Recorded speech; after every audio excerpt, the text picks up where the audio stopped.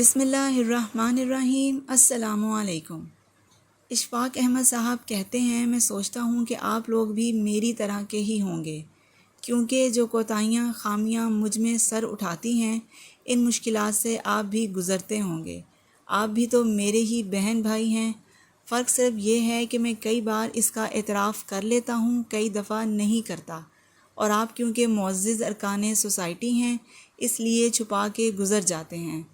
خواتین و حضرات، میں پرانے زمانے کا آدمی ہوں۔ جب میں نئے زمانے کا آدمی نہیں تھا تو میں لال صابن سے نہاتا تھا ہمیشہ۔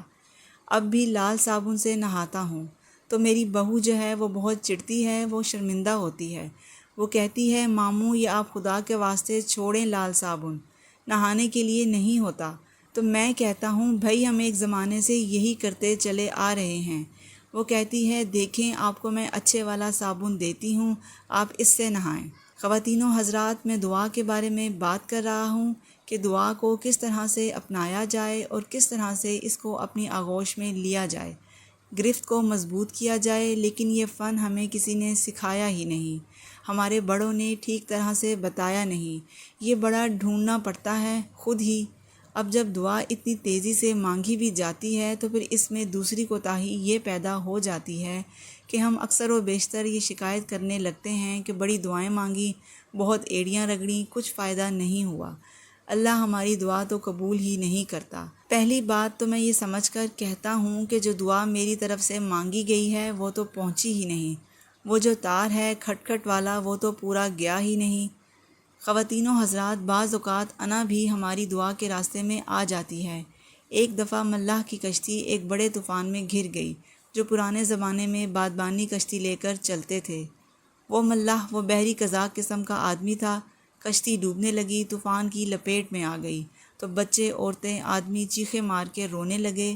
انہوں نے کہا، اے بدبخت، ہم سارے دعا کر رہے ہیں اللہ سے، ہم یہ شکایت، یہ عرض لے کر اس کی خدمت میں حاضر ہیں کہ ہم کو بچا، تو چپ کر کے بیٹھا ہوا ہے، تو بھی تو کچھ کہہ۔ اس نے کہا، میں نے کبھی دعا نہیں مانگی، میں تو ملاح ہوں، ڈوبتی ہے تو ڈوبے۔ انہوں نے کہا، نہیں، تو خدا کے واسطے ہم میں شامل ہو۔ تو اس نے کہا، اچھا ٹھیک ہے۔ اس نے کہا، اے اللہ، یہ لوگ مجھے اس بات پر مائل کرتے ہیں کہ میں تجھ سے دعا کروں اور درخواست کروں۔ میں نے پچھلے 15 سال سے تو اس سے کوئی دعا نہیں مانگی، لیکن ان کے مجبور کرنے پر دعا مانگ رہا ہوں۔ مہربانی فرما کر اس طوفان کو بند کر دیں تاکہ یہ سلامتی سے کنارے پر اتر جائیں، اور میں تم سے وعدہ کرتا ہوں کہ انشاءاللہ اگلے 15 سال میں تجھ سے کوئی دعا نہیں کروں گا۔ انسان کے ذہن میں یہ بات چلتی رہتی ہے، اس لیے دعا مانگتے ہیں، ورنہ یہ کمال کا کام ہے دعا کرنا۔ کبھی آپ کو ایک دیوار میسر آ جائے اور مغرب کے بعد کا وقت ہو اور اسے ڈھو لگانا نصیب ہو جائے، اور پھر آپ کا جو کمیونیکیشن اللہ سے قائم ہوتا ہے، ادھر سے اس کا رسپانس ملتا ہے اور آپ کو پتہ چلتا ہے کہ ہاں، یہ قبولیت کے دروازے میں داخل ہو گئی۔ میں یہ عرض کر رہا تھا کہ بعض اوقات کوئی خفت، شرمندگی جو ہے وہ بھی دعا کا روپ اختیار کر لیتی ہے۔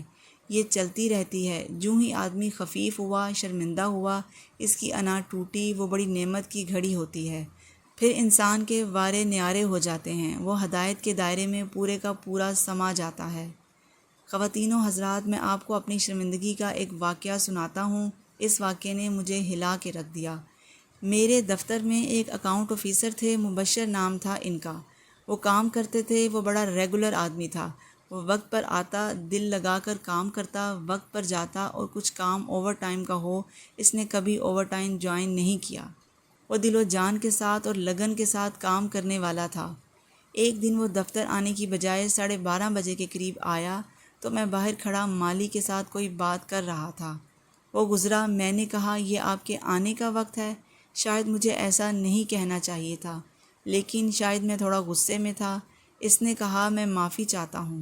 میں نے کہا، نہیں، معافی کہنے سے تو کوئی کام نہیں بنے گا، 12:30 کوئی ٹائم نہیں ہے۔ چلیے آپ 10 منٹ 15 منٹ لیٹ ہو جاتے تو خیر، میں تو اس کا بہت سختی سے نوٹس لوں گا اور میں آپ کی ACR میں لکھوں گا۔ کہنے لگا، نہیں سر، یہ ساری بات کر کے میں نے کہا، آپ میرے دفتر میں آئیں، بات کریں۔ تو وہ آ کے بیٹھ گیا۔ وہ انا کی بات جو میں آپ سے عرض کر رہا تھا اس نے آ کر کہا میں بہت معافی چاہتا ہوں، میں بڑا شرمندہ ہوں کہ میں وقت پر نہیں آ سکا۔ میں نے کہا خالی شرمندگی سے کچھ نہیں بنتا، یہ تو آپ کو ایکسپلین کرنا پڑے گا۔ کہنے لگا نہیں بس آپ مجھے معاف کر دیں، میں باس تھا، جیسے ہوتا ہے باس ایک نہایت بیہودہ چیز، یعنی باس کچھ بھی نہیں ہوتا، انسانیت تو ہوتی ہی نہیں اس میں۔ تو میں نے کہا نہیں۔ وہ کہنے لگا بات یہ ہے کہ میری بیٹی 3rd ایئر میں پڑھتی ہے، وہ رات اپنی ماں سے جھگڑی اور غصے میں آئی، ماں کی اور بیٹی کی کچھ تو میں ہوئی، وہ گھر سے نکل گئی۔ میں آیا تو رو کے کہا میری بیوی نے، شازیہ تو نہیں ہے۔ میں نے کہا میں کہاں ڈھونڈوں سردیوں کی رات میں اسے، ساری رات بیچارہ آدمی، شریف سا نیک سا آدمی اور جوان بیٹی۔ وہ چلتا رہا، تلاش کرتا رہا، بعد میں کافی تلاش کے بعد مجھے خیال آیا وہ ایک سہیلی کا ذکر کیا کرتی تھی، وہ یہاں سنہری مسجد کے پاس۔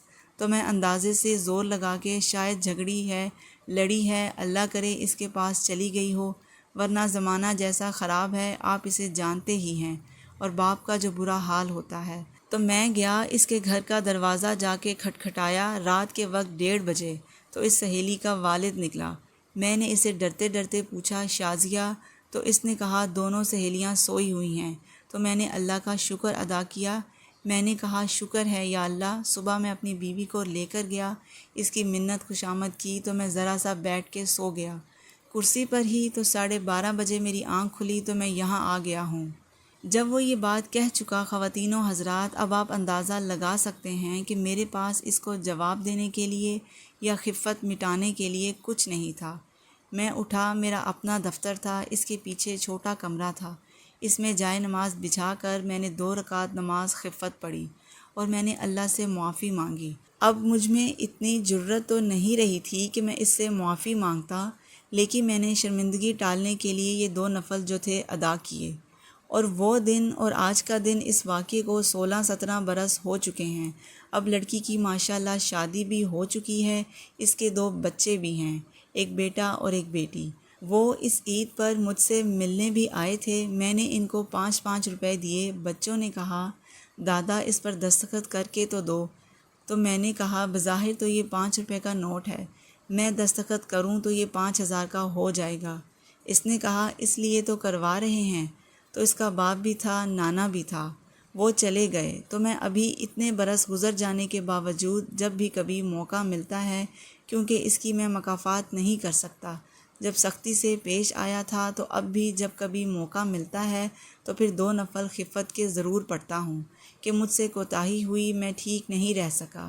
یوں تو ہر لمحہ ہر قدم پر ہوتی رہتی ہے۔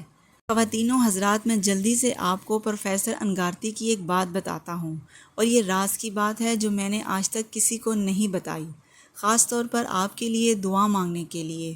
انہوں نے کہا کہ زبانی دعا مانگنے سے بہتر ہے کہ عرضی پر لکھ کر مانگی جائے۔ اچھا صاف ستھرا پاک کاغذ لیں اور اس کے اوپر بسم اللہ لکھ کے محترمی جناب اللہ میاں جو بھی آپ لکھ سکتے ہیں جل جلالہ، یا جو لکھ کے حضور مجھ پہ یہ مشکل ہے اور میں یہ سوچتا ہوں، ایک پیراگراف اور دوسرا پیراگراف، تیسرا پیراگراف، اور ادب سے اس کو لپیٹ کے جیب میں ڈالیں۔ اگلے دن آپ نے کوئی اس میں ترمیم کرنی ہو تو وہ بھی اس میں کرتے رہیں، لکھتے رہیں، اور اس عرضی کے اوپر جب تک آپ توجہ نہیں دیں گے، آپ میری طرح سے ہی دعا مانگتے رہیں گے، اس میں تو پورے داخل ہوں۔ ویسی ہی عرضی جو آپ سرکار کو ڈالتے ہیں 2 ٹکے کے سرکار کو، اور پھر اتنے چکر لگاتے ہیں اس کے پیچھے ایسا ہی کاغذ لے کر۔